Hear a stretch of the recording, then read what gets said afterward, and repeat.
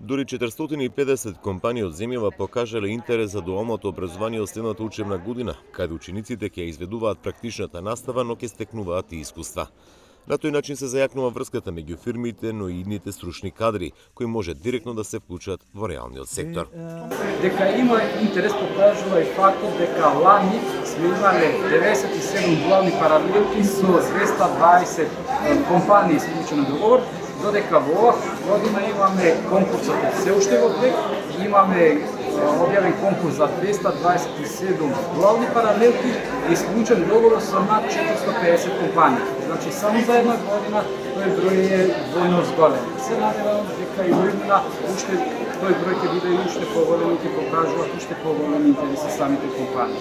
Дуални паралелки има и во струмичките средни училишта. Министерот кажа дека државата ги стимулира средношколците кои 7 месеци од годината добиваат и стипендии по 3.500 денари месечно. Паралелно добиваат и одредени бенефиции од самите фирми, каде следат практична настава. Дополнително Министерството за образование го стимулира овој вид на образование со тоа што им доделува стипендии по 3500 денари на секој ученик што ќе биде запишен во дуалните паралелки за периодот цела учебна година.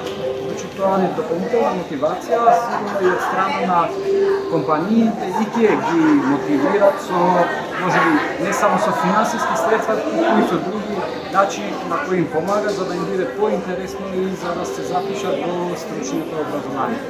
Михаил Атанасов е прва година угостителско-туристичка струка во Средното училиште Димитар Влахов и веќе учи одредени техники на готвење, а практичната настава ја следи во повеќе угостителски капацитети во Струмица. Јас сум прва година средно во училиштето Димитар Влахов. Го избрав смерот угостителство и туризам, бидејќи од мало имав афинитет за тоа нешто да го работам и секако со моите соученици се трудиме заедно да одиме да го промовираме нашето училиште. Работиме техники со нож, управување со нож, техники на готвење, сервирање, се што пак е еден, да кажем, една готварска наука. Во Струмица околу 100 средношколци се дел од дуалното образование, со кое се очекува да се намали поборувачката на стручен кадар од страна на бизнис секторот.